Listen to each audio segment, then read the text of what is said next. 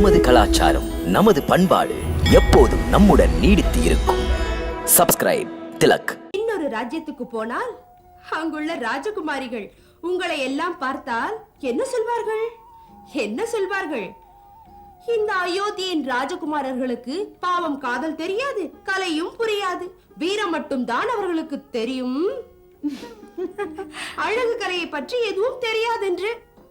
பாரம்மா, எப்போதும் குருதேவர் சொல்வார், உண்மையான ஆண்மைக்கு அழகு சுத்த வீரம் என்று. வீர புருஷர்களின் நிழலில் அகிலத்தில் அனைவருமே சுகமாக இருப்பார்கள் என்று. ஆனால் சத்ருகனா, நல்ல வீரம் உள்ளவனுக்கு மென்மையான உணர்வு இல்லாமல் போனால் உயிர்குலத்திற்கு எந்த பயனும் இல்லை. இந்த ரசனை இல்லாவிட்டால் வாழ்வு ரசனையற்று வறண்டு போய்விடுகிறது. வாழ்வு வறண்டு போனால் அவனால் சமுதாயத்துக்கு என்ன சுகம்? அவன் இருந்தென்ன இறந்தென்ன?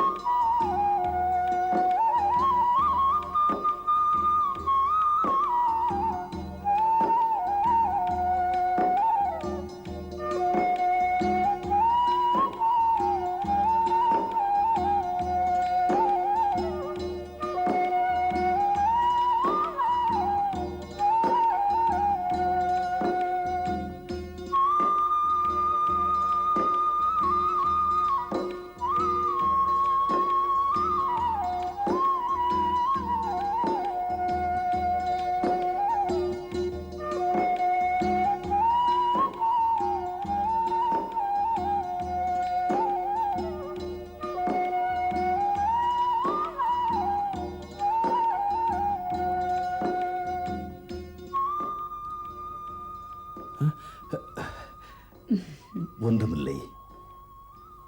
ராமனை பார்க்க இங்கு வந்தேன். அவனை பார்க்காமல் எனக்கு தூக்கம் வராது. எழுப்பட்டுமா? வேண்டாம், பார்க்கத்தான் வந்தேன். பார்த்தாயிற்றல்லவா, தாங்கள் தூங்குங்கள்.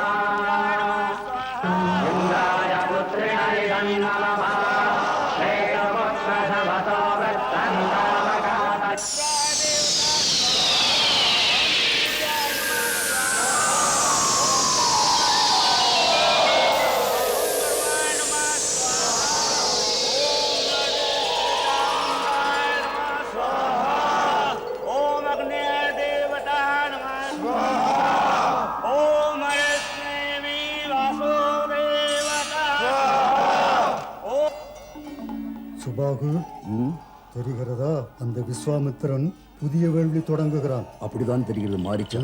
இதை தடுக்க வேண்டும். வேள்வி முடிந்து விட்டால் இவர்களுக்கு தெய்வீக சக்தி கிடைத்துவிடும். நாம் செய்ய வேண்டியது இந்த வேள்வி நடக்க விடாமல் தடுப்பது ஒன்றே.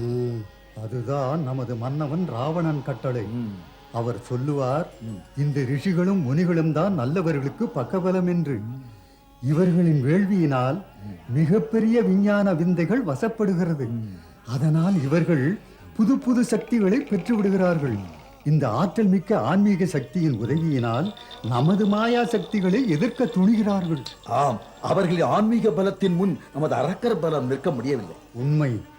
முதலில் இந்த குண்டத்திலே நடத்தும் யாகத்தை பாழ்படுத்துவோம்.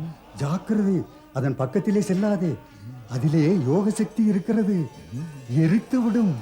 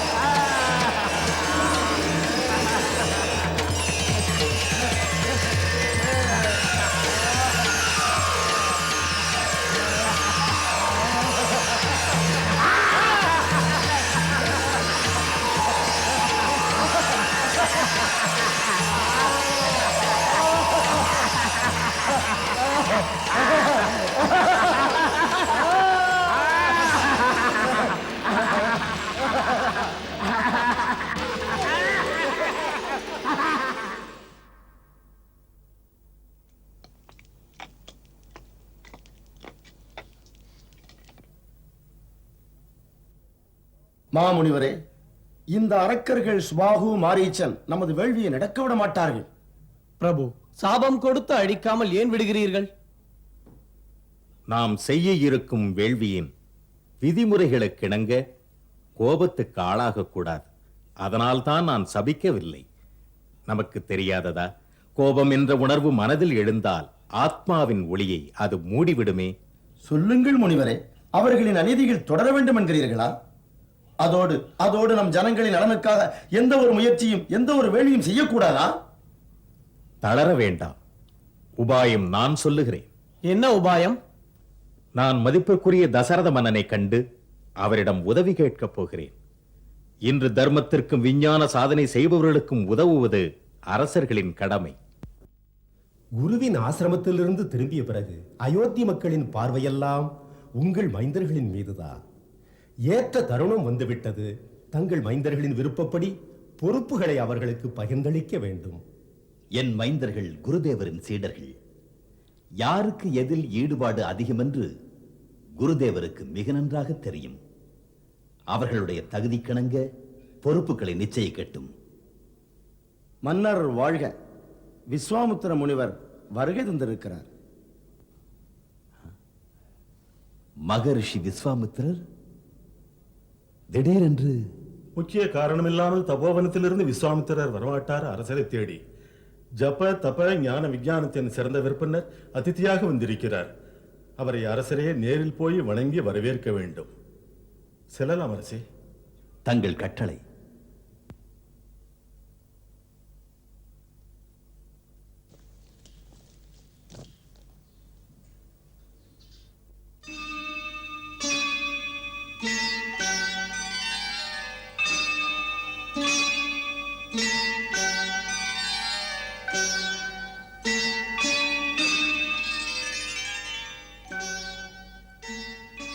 வரவேண்டும் வரவேண்டும் தபோநிதி. தங்கள் வரவு நல்வரவாகட்டும் முனிவரே.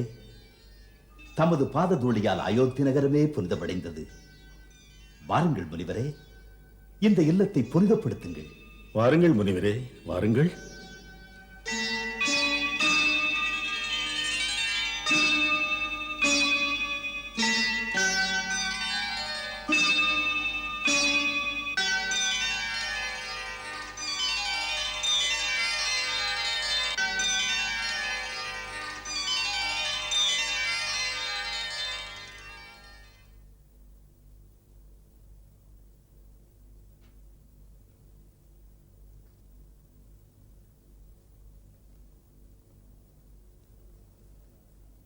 சூரிய வம்சத்தின் மன்னா தசரதா, உன்னுடைய ராஜ்யத்தில் அனைவரும் நலமாக இருக்கிறார்களா? எவ்விடத்தில் தம்போன்ற புண்ணியாத்மாக்களின் திருவடிகள் படுகின்றதோ அங்கே நலமனைத்தும் இருக்குமே. இன்று மகரிஷியின் வருகையினால் மாளிகையே ஆலயமாகிவிட்டது. பிறர்க்கரிய பேறு பெற்றேன். அயோத்தி ராஜனே, உண்மையில் நீ உனது பண்பால் அடக்கத்தால் என்னை பரவசப்படுத்தினாய். நான் பூரணமாக நம்புகிறேன். இன்று உன்னுடைய ராஜ்யமே ரிஷி முனிவர்களுக்கும் நல்ல தர்மங்களுக்கும் இடையூறில்லாத இடமென்று. தர்மங்களுக்கு சேவை புரிவதில் அனைத்தையும் அர்ப்பணம் செய்வதற்கு ரகுகுலத்தில் பிறப்பவரெல்லாம் கடமைப்பட்டிருக்கிறார்கள். ஆணையிடுங்கள் முனிவரே. தாங்கள் இந்த எளியனை தேடி வந்த காரணம் என்னவோ? தாங்கள் என்ன ஆணையிட்டாலும் தசரதன் உயிரை கொடுத்தாவது அதை முடித்து வைப்பேன். நன்கு சொன்னாய் ரகுகுல சிரோமணி. இந்த பூமியிலே வேறு யாரிடமிருந்தும் இந்த உறுதிமொழிகள் நிச்சயமாக கிடைக்காது. இதில் என்ன விந்தை? உன் அருகில் வசிஷ்டர் இருக்கிறார். அவருடைய அறிவுரைகள் எப்போதும் கிடைக்கிறது. அரசே, நான் விரும்பி வந்த விஷயத்தை, என் விஜயத்திற்குரிய காரணத்தை நீ முடித்து வைக்க வேண்டும். பாக்கியம். தாங்கள் ஆணையிட்டால் போதும். அரசே, தபோவனத்தில் அரக்கர்களின் கொடுமை நாளுக்கு நாள் அதிகரிக்கிறது. எமது யாகங்களை, எமது ஆன்மீக சாதனைகளை, ஞான விஞ்ஞான முயற்சிகளை முடிக்கவே முடியவில்லை. ஆரிய பூமியில் அந்த கொடுமையை துணிந்து செய்ய தொடங்கியவர் யார்? இலங்கைக்கரசன் ராவணனின் உறவினர் சுபாகுவும் தாடகையின் மைந்தன் மாரீச்சன் அவர்களின் மாய சக்தியால் எமது புனித வேள்விகளை, எமது அனுஷ்டானங்களை நடக்க விடாமல் செய்கிறார்கள். அவர்களின் மாய சக்தியால் மக்களின் நலனுக்காக செய்யும் காரியங்களை தடுக்கிறார்கள். ராஜரிஷி, தவமுனிவர்களுக்கு பணி செய்வது எங்கள் கடமை. அயோத்தியின் அனைத்து சேனைகளும் தங்கள் சேவைக்காக ஆயத்தமாயிருக்கும். இல்லை தசரத மன்னா, சேனைகளின் உதவியுடன் வேள்வியை காப்பாற்ற நினைத்தால் அசுர சக்திகள் கூட ஆரிய மண்ணின் எல்லை பகுதிகளில் அணிகளை நிறுத்தும். அதற்கு இது பொருத்தமான சமயமே இல்லை. அப்படியானால் எப்படி உங்களுக்கு சேவை செய்ய வேண்டும்? உன்னிடம் உன் ராமனை கோரி பெற வந்தேன். எனக்கு உன் ராமனை மட்டும் கொடு. என் வேள்வி பாதுகாக்கப்படும். ராமன்? இல்லை இல்லை, அவன் சின்னஞ்சிறு பாலகன். தமது பணிகளை எப்படி நிறைவேற்றுவான்? தாம் எனக்கான இடுங்கள். வலிமை மிக்க என் சேனைகளுடன் வந்து நானே முன்னின்று நடத்தி உங்களுடைய வேள்வியை கண்போல் காத்து நிற்கிறேன். இறுதி மூச்சுள்ள வரையில் தம் வேள்விக்கு எந்த இடையூறும் நேர விட மாட்டேன். ராமனோ பாலகன். யுத்த தந்திரங்களில் அனுபவம் இல்லை. சத்துருக்களின் போக்கு, அவர்களின் கபடங்கள் எதுவும் தெரியாது. மைந்தன் ராமனை எப்படி தங்களுடன் அனுப்புவது? என்னால் முடியாது. போதும், நிறுத்து. தர்மங்களையும் லட்சியங்களையும் பெருமையாக வாயினிக்க பேசுகிறாய். அதை நிறைவேற்றாமல் ஒதுங்குகிறாய். உனது முன்னோர்கள் தமது வாக்கை காப்பாற்ற என்னென்ன தியாகம் செய்திருக்கிறார்கள். மகாராஜா சிபி ஒரு புறாவுக்காக தன் சதையை வெட்டி வெட்டி கொடுத்தான். மன்னவன் ஹரிச்சந்திரனோ கொடுத்த வாக்கை காப்பாற்ற அன்பு மனைவியையும் அருமை மைந்தரையும் விலைக்கு விற்றான். தசரத மன்னா, உன் முன்னோர்கள் புகழை கரைப்படுத்துகிறாயே. நான் வந்த காரணத்தை நிறைவேற்றுவதாக சொல்லி நழுவுகின்றாயோ? சரி தசரதா, நான் எப்படி வந்தேனோ அப்படியே செல்கிறேன். கோபித்துக் கொள்ளாதீர் முனிவரே. தாம் பூஜைக்குரிய தெய்வத்துக்கு சமம். பிழை பொறுத்து கருணை காட்டுங்கள். ராவணனின் வேகத்தை அந்த தேவ, தானவ, கந்தர்வ, கிண்ணற, நாகரும் தாங்க இயலாது. பாலகன் ராமன் தனியாய் அரக்கர்களை எப்படி எதிர்ப்பான்? பாலகன் ராமன் மீது கருணை காட்டுங்கள். என் ராமன் மீது கருணை காட்டுங்கள். மகரிஷி வசிஷ்டரே, மகாராஜா தசரதன் ராமனின் தெய்வீக சக்தியை பற்றி புரிந்து கொள்ளவில்லை. உண்மைகள் உமக்கு தெரியும், கொஞ்சம் சொல்லுங்களேன். பிரம்மரிஷி விஸ்வாமித்திரர் சத்தியத்தையே சொல்கிறார். ராமன் சரித்திரத்தையும் யுகத்தையும் மாற்றி அமைக்க வந்தவன். உலகத்துக்கு நன்மையை செய்பவன், தீமையை அழித்து. காலமும் நேரமும் மாறலாம், யுகம் மாறலாம். வசிஷ்டரும் விஸ்வாமித்திரரும் வரலாற்றில் இடம்பெற்று மறக்கவும் படலாம். மாசற்ற ராமன் பேர் தர்மத்துக்கும் பண்புக்கும் இலக்கணமாக அமர காவியமாக நிற்கும். மன்னிக்க வேண்டும் அரசே, உனக்கு புரியாது. விஸ்வாமித்திரர் உனது மைந்தனுக்கு நல்லது செய்யத்தான் அவனை கேட்கிறார்.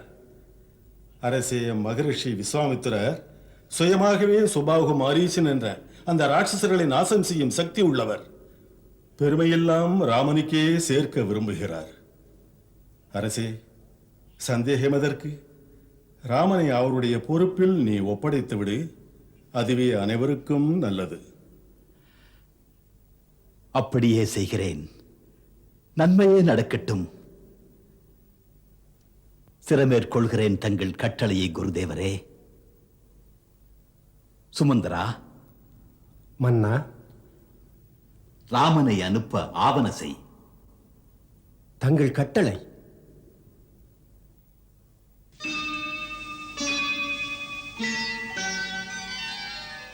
முனிவரே, ராமனுடன் லக்ஷ்மணனையும் தங்களுடன் அனுப்புகிறேன். ஏனென்றால் அவர்கள் எப்போதும் பிரிந்ததில்லை. ராமனும் லக்ஷ்மணனும் என்னிரு கண்கள், பிராணனைப் போன்றவர்கள். அந்த மைந்தர்களை தங்களிடம் நான் ஒப்படைக்கிறேன். சிந்தனை எதற்கரசே, நன்மையே நடக்கும். ராமா, லக்ஷ்மணா, மகரிஷி விஸ்வாமித்திரர் தான் இன்று முதல் உங்களுக்கு தாயும் தந்தையும் போல. இவர் ஆணை, இவர் சேவை உங்களுடைய கடமை.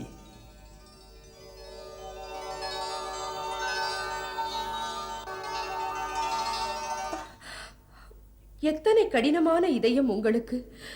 நமது மைந்தர் இருவரையும் அனுப்பினீர்களே விஸ்வாமித்திர முனிவருடன் அரக்கர்களை எதிர்த்து சண்டையிட. எத்தனை ஆண்டுகளுக்கு பிறகு அவர்கள் வீடு திரும்பி இருக்கிறார்கள். அவர்களை ஆசை தீர நான் பார்க்க கூட இல்லை. எனக்கும் தெரியும் எப்படி இது உன்னை பாதிக்கும் என்று. ஆனால் அப்படி ஒரு நிலை அவரிடம் சொல்லி பார்த்தும் முடியவில்லை. ஏனோ முனிவர் விஸ்வாமித்திரருக்கு என் முறையீடு புரியவில்லை. அவருக்கு புரியாவிட்டால் என்ன? தாம் எடுத்து சொல்லியிருந்தால் தாம் ஒரு அரசர். ஆம், அரசர்தான். அதனால் தான் தாங்கிக் கொள்கிறேன். எனக்கு இப்போது புரிகிறது அரசனின் கடமைகள் எத்தனை கடினமானவை என்று. எவ்வளவு அடக்கிக் கொள்ள வேண்டியிருக்கிறது அரசன் தன் மன உணர்ச்சிகளை. பெற்ற தந்தை என்ற முறையில் என் இதயம் அன்று அழுதது. மன்னன் என்ற நிலையிலே மகரிஷி விஸ்வாமித்திரரின் ஆணையை அது ஏற்றுக்கொண்டது. முனிவர் விஸ்வாமித்திரர் பந்தங்களை துறந்தவர். அவருக்கென்று ஒரு குடும்பமோ அவருக்கென்று ஒரு வீடோ இல்லை. அவருக்கெங்கே பாசபந்தங்கள் தெரிய போகிறது? கைகேயி, அந்த மகாமுனிவருக்கு தேசமும் சமுதாயமுமே குடும்பமாக இருக்கிறது. அவர்கள் தேச நன்மையைத்தான் நினைப்பார்கள். தங்கள் சுயநலங்களை பற்றி அவர்கள் சிந்திக்கவே மாட்டார்கள். நாம் அவரிடம் நம்பிக்கை வைக்க வேண்டும்.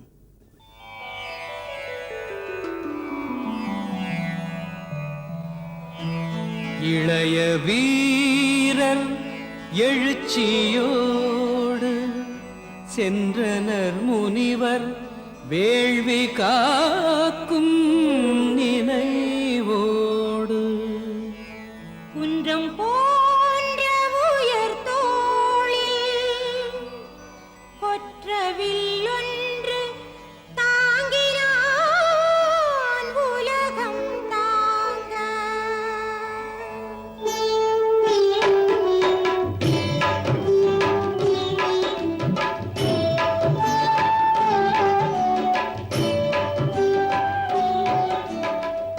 உதய விழி அழகு விரிந்த மார்பு சாதனை புரிந்திட வந்தவன் சிறப்பு. சாதனை புரிந்திட வந்தவன் சிறப்பு. வில்லினை ஏந்திய வல்லவன் தோற்றம் வீரனே இவனென சொல்லிடும் ஏற்றம். வீரனே இவனென சொல்லிடும் ஏற்றம்.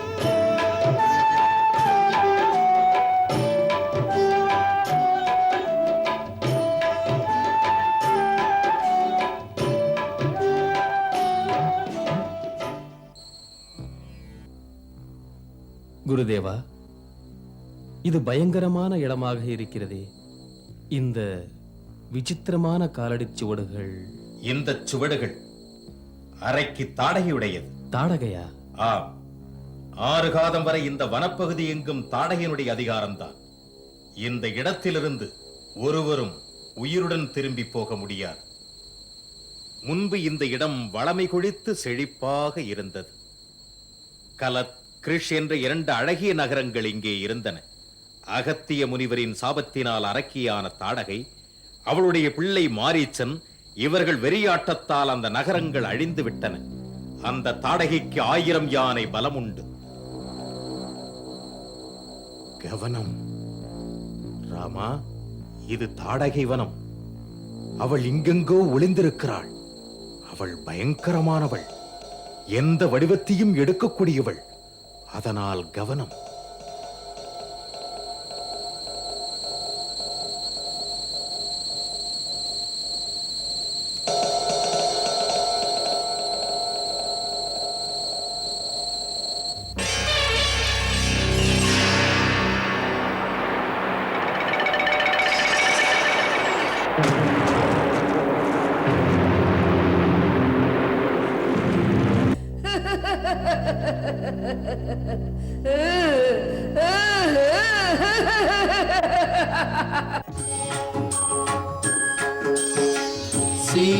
சீதாராமன் புனித கதை கேளீரே, மதுரம் மிகுந்த அனுபவம் பெறவாரே.